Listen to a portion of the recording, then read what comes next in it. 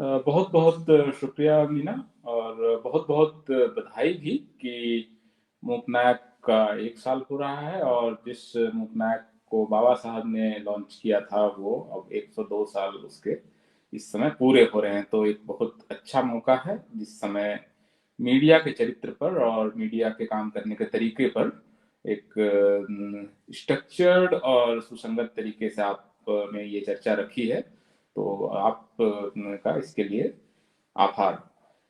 मुझे लगता है कि ये जो बातचीत हो रही है उसका जो कॉन्टेक्स्ट है उसको प्रोफेसर विवेक कुमार ने बहुत अच्छे से सेट किया है, और वो बातचीत को जहां पर छोड़ रहे हैं मैं वहीं से बातचीत का सिरा पकड़ता हूं ताकि रिपीटेशन वाला पार्ट ना हो। बातचीत के आखिरी हिस्से में उन्होंने ये कहा कि कुछ लोग इस मीडिया को गोदी मीडिया कहते हैं, और उनके लिए भारत में मीडिया की सारी समस्याएं 2014 में शुरू हुई।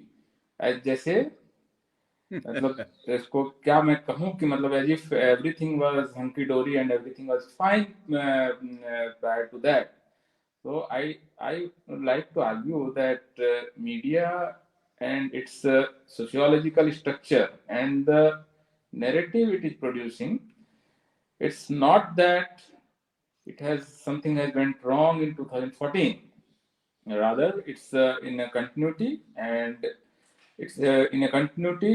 I have to, if I am asked to produce evidences, I would say that almost 100 years ago, why Baba Sahib was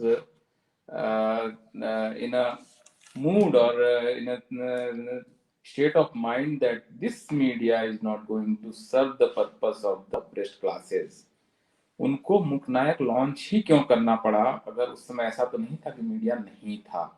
media के रहते हुए उनकी ये जो चिंताधारा या धारणा बनी कि ये मीडिया जो depressed sections of the society है उसके इंटरेस्ट को सर्व नहीं करेगा, ये हीरो वर्शिप करता है, ये इंडिया की पॉलिटिक्स को और सोसाइटी को हिंदू मुस्लिम बाइनरी में देखता है, गांधी और जिन्ना के द्वैत में ये देखता है, और इसकी वजह से बाकी समाजों के जरूरी मुद्दों की अनदेखी हो रही है।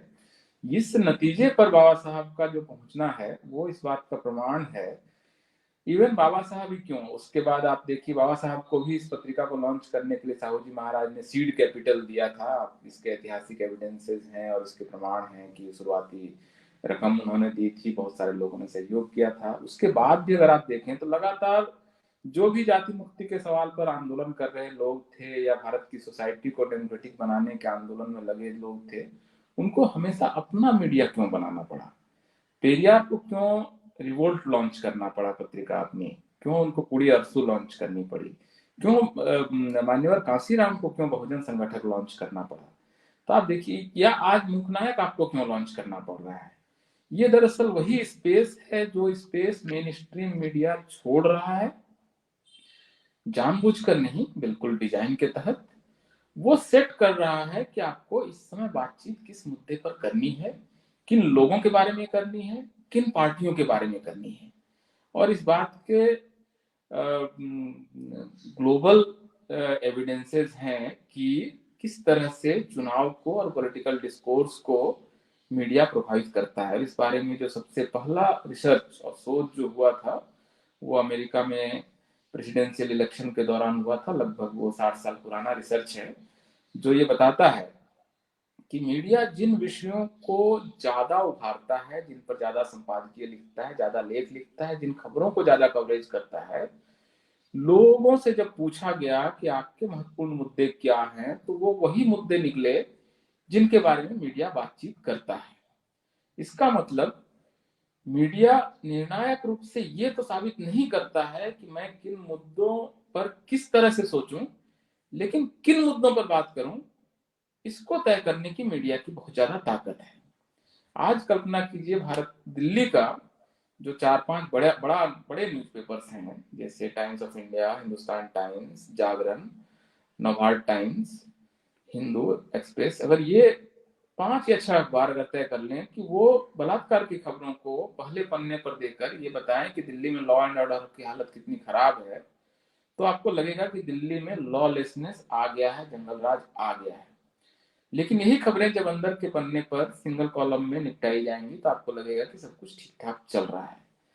तो मीडिया अपनी ताकत से किसी खास समय में किसी राज्य में जंगल राज ला सकता है और किसी समय में वो ये कह सकता है और स्थापित कर सकता है कि यहाँ सब कुछ ठीक ठाक चल रहा है।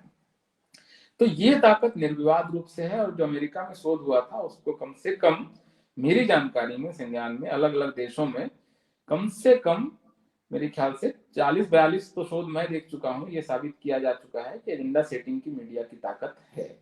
मीडिया खास करके जब सारे मीडिया बड़े ग्रुप्स जो हैं वो एक सुर में किसी बात को कहने लगते हैं कि इस और इस पार्टी के बीच में मुख्य मुकाबला है, तो लोगों को भी लगने लगता है कि सचमुच इन्हीं दो पार्टियों के बीच मुकाबला है। जरूरी नहीं है कि इसका मतलब कि तीसरी पार्टी कभी उसमें जीत कर नहीं आएगी, लेकिन लोगों की धारणाएं बदलने में मीडिया की भूमिका है। अब मैं अपने बातचीत के आखिरी हिस्से में सिर्फ ये कहना चाहूंगा कि इतनी बड़ी ताकतवर जो इंस्टीट्यूशन हो मीडिया का, उसका डेमोक्रेटाइजेशन न होना, उसमें कुछ खास जातियों, वर्गों और आर्थिक समूहों के लोगों का वर्चस्व होना, जो भारत में अलग अलग समय में अलग अलग रिसर्च से साबित हुआ है, जिसमें पहला बड़ा रिसर्च जो है वो 1990 में बी एन उनियाल का रिसर्च था, जिसको बाद में केनेथ कूपर ने, जो वाशिंगटन पोस्ट में उन्होंने छापा, और उस पर फिर चंद्रभान प्रसाद और इन लोगों ने प्रेस काउंसिल को बकायदा उसमें मेमोरेंडम दिया था कि मीडिया में डाइवर्सिटी होनी चाहिए। इसके बाद 2006 में CSDS ने एक रिसर्च किया जिसमें कि योगेंद्र यादव, अनिल चमड़िया और जितेंद्र कुमार ने रिसर्च किया। हाल का रिसर्च आपका न्यूज लॉन्ड्री और ऑक्सफैम का है, जो निरंतर रूप से बता रहा है कि भारत में लगभग 80% जो मीडिया पोजीशंस हैं वो हिंदू सवर्णों के पास हैं और लगभग 70% हिंदू सवर्ण पुरुषों के पास हैं। तो Indian media is male, Indian media is Hindu, and Indian media is upper caste. So this composition of Indian media is, I think, not good for Indian democratic discourse. It's not good for the country, and we should strive to have a diverse media, which Mook Nayak is doing. And I wish you all the best. And I wish that there will be a day, and that day will not be very far, when media persons from marginalized backgrounds, from SC, STs, and also from the OBCs and women will be there in media in large numbers, and they will at least try to democratize this space, because this is not at all a democratic space at this juncture. Thank you, and I would like to answer your questions if required. Thank you so much.